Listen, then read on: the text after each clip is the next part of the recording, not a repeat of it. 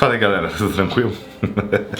Sejam bem-vindos a mais um episódio de Cartas à Igreja. Eu percebi agora que semana passada eu fiz o vídeo com a lente mais fechada em vez dela abertona. E eu não sei se faz diferença ou não. O que vocês preferem? A lente aberta, de 2 episódios atrás, que é essa 16, abertona, assim, fica nós, a mesa, a Bíblia. Ou você prefere a 35, que é a que tá na câmera nesse momento. Fica mais chique, mais refinado.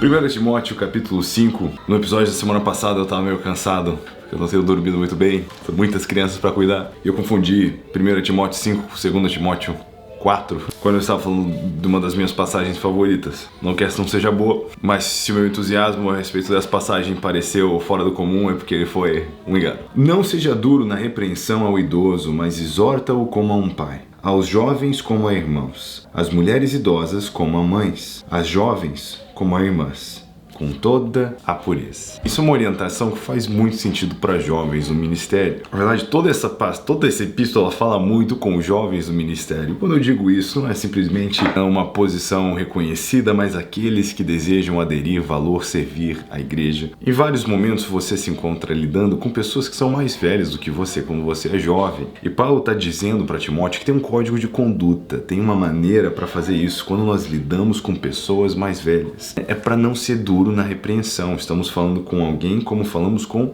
um pai, com alguém que tem mais experiência de vida do que a gente. Caminhando com Cristo, muitas vezes nos deparamos com esse fenômeno onde pessoas que têm uma idade biológica menor, às vezes têm espiritualidade, uma maturidade espiritual maior.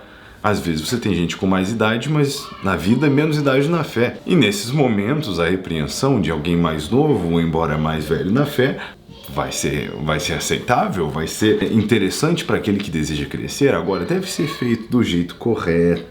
Vira e mexe, eu tenho o privilégio de conversar com mestres da palavra, mesmo às vezes com opiniões divergentes da minha. Eu tenho que ter uma noção de que muitas dessas pessoas têm mais ano de crente do que eu tenho de vida. Tem mais anos de estudo da palavra do que eu tenho caminhando na terra. Então, assim, a gente deve tratar essas pessoas com respeito, com honra e não ser duro na repreensão. Aos jovens como a irmãos, caminhando lado a lado, mulheres idosas como a mães e as jovens como as irmãs, com toda a pureza. Que eu vou te falar, hein? Já vi uns vexames já, de uns guri tentando flertar na hora de...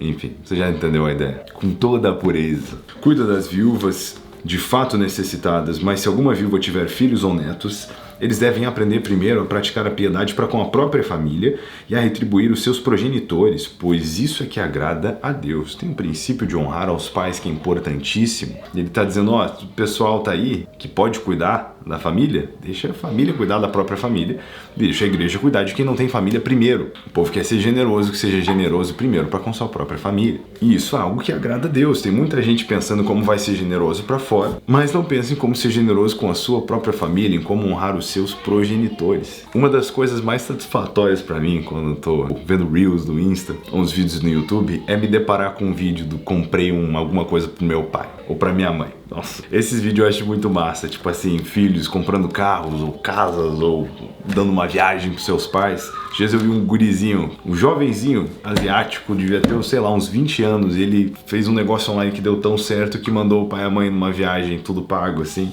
Generosidade que agrada a Deus, e aqui nós estamos falando de além da necessidade, mas com essa orientação bíblica, obviamente, cuidar da viúva é a responsa da igreja, mas se a viúva tem família, Paulo está dizendo, deixa a família cuidar primeiro, porque também é a responsa da família. E tem aquelas que não têm família, que estão verdadeiramente sozinhas, e essas deveriam ter a prioridade logística. A viúva realmente necessitada e desamparada espera em Deus e persevera noite e dia em súplicas e orações, mas a que só busca prazeres, embora seja viva, na verdade, está morta. Ordena essas coisas para que elas sejam irrepreensíveis. Porque onde você tem ajuda, você vai ter pessoas que tentam abusar do sistema e se beneficiar da ajuda, não do jeito devido. Mas tem maneiras de lidar com isso também, Timóteo está acabando de aprender. Mas se alguém não cuida dos seus, especialmente dos de sua família, tem negado a fé e é pior do que um descrente. Se alguém quer liderar qualquer coisa na igreja, primeiro é preciso ser um bom líder do lar. Porque se alguém não é apto para governar o seu lar, não é apto para governar a igreja. Quem não sabe tratar o lar com amor e com respeito, não vai tratar a igreja com amor e com respeito. O primeiro e mais importante sacerdócio do homem acontece dentro do lar. E aquele que não faz isso é de alguma maneira pior do que o descrente. Quer dizer, seria melhor para a pessoa não crer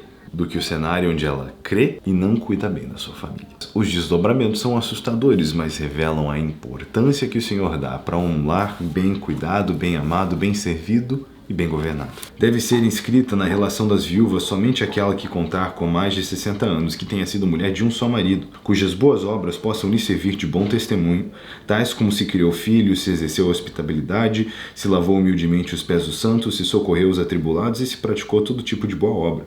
Mas não inclua as viúvas mais novas, porque, quando suas paixões sensuais as afastam de Cristo, querem casar-se, e por violar o primeiro compromisso da fé se tornam condenáveis. Além disso, aprendem também a ser ociosas, andando de casa em casa, e não somente ociosas, mas também faladeiras e irrequietas, falando o que não convém. Estou dizendo que tem umas moças novas que, quando começam a ser cuidadas e receber mantimentos da igreja, aceitam um estilo de vida ocioso, sem trabalhar com o que é importante. Então, Paulo está falando que haja um alinhamento de prioridades nas pessoas que serão cuidadas aqui pela igreja, porque senão a igreja vai estar patrocinando todo tipo de atitude complicada. Quero, pois, que as viúvas mais novas se casem, tenham filhos, dirijam suas casas e evitem dar ao inimigo motivos para difamá-las, pois algumas já se desviaram seguindo Satanás. Então a igreja aqui está cuidando de viúvas. E Paulo fala de priorizar esse cuidado para viúvas que realmente precisam de ajuda, porque algumas têm família que poderiam estar cuidando e outras são novas que podiam casar de novo e não precisavam assumir essa posição.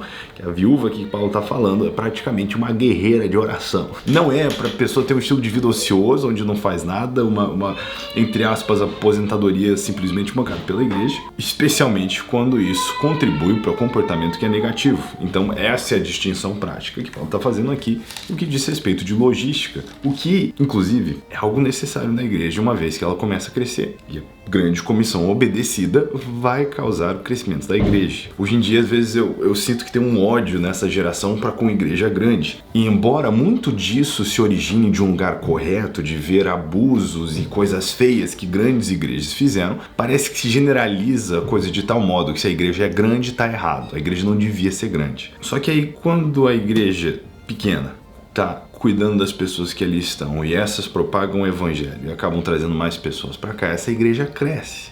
E aí o que faz agora? E tem pessoas que vão optar por rotas logísticas diferentes, em vez de ter uma grande igreja, ter várias igrejas pequenas. Mas e aí? E a gente pode debater no final do dia um monte sobre o que é mais efetivo, o que é mais correto, o que é mais necessário. O ponto é que a cultura do reino é de crescimento, de novo. O reino de Deus é que nem semente que germina, que nem fermento que fermenta. Isso fala de acontece internamente, mas externamente também. Se eu for e fazer discípulos, a brincadeira vai aumentar. E aí, como é que fica? Reza a lenda que o próprio Timóteo estava à frente de milhares e milhares de pessoas em Éfeso. Não era uma igreja de pouca expressão. Então, a gente não pode julgar igrejas pela quantidade de pessoas, mas sim pela qualidade do evangelho que é vivido. Eu conheço de perto igrejas que são grandes e que perseveram um evangelho de qualidade bíblico, reproduzindo discípulos e transformando as cidades nas quais elas estão situadas. Se uma mulher crente tem viúvas em casa, ajude-as. Não se sobrecarregue a igreja para que essa possa ajudar as viúvas de fato necessitadas. De novo, a ênfase aqui é que tem gente que não tem para quem mais socorrer. E Paulo, que consegue providenciar essa ajuda limitada através das igrejas de Deus, está pedindo para Timóteo ajudar a selecionar bem quem não tem outra fonte de ajuda. Os presbíteros que governam bem devem ser dignos de honra em dobro, principalmente os que trabalham na pregação e no ensino, porque a Escritura diz: não amarres a boca do boi quando ele estiver debulhando. E o trabalhador é digno do seu salário. Paulo traz a lógica de que aqueles que trabalham no reino devem também viver do reino. Não aceite acusações. Tem gente que está em tempo integral na obra, na logística, no governo da igreja, e é muito trabalho, né? Se alguém vive de tempo integral nisso, não tem tempo para outras coisas. Eu entendo o direito daqueles que trabalham na igreja, que vivem da igreja. Temos uma missão diferente aqui no Roots, que é fruto de algo coletivo. Nós entendemos que isso é um direito bíblico, mas a gente tem um time bivocacional. Ninguém tira sustento do ministério, todo mundo está ali participando, se sustentando de outra forma. Todo mundo vem de suas tendas. Mas tem muitos momentos que a gente sofre por não ter alguém autonomia integral, porque todas as nossas responsabilidades são delegadas com pessoas que estão fazendo malabarismo de trabalho e obra. Então é algo que faz todo sentido, né? Quando você começa a lidar com as logísticas e de crescimento da igreja, entender esse princípio de que o trabalhador é digno do salário. Por agora e pelo futuro que nós conseguimos por hora e pelo futuro, nós vamos continuar com essa decisão, porque a gente está tentando ministrar uma geração escandalizada com a igreja, e isso é uma maneira de abrir mão do que é lícito, tipo comer carne, para não ofender quem acha que é errado. O nosso time concordou que é um jeito de ajudar as pessoas a entenderem que a coisa não é feita pelo dinheiro, quando não tem dinheiro nenhum envolvido. Não aceites acusação contra um presbítero se não houver 2 ou mais testemunhas. Quando aos que vivem no pecado, repreende-os na presença de todos, para que os outros também tenham temor. Eu te exorto diante de Deus, de Cristo Jesus e dos anjos eleitos, que guardes essas coisas sem preconceito, que não faças nada com parcialidade.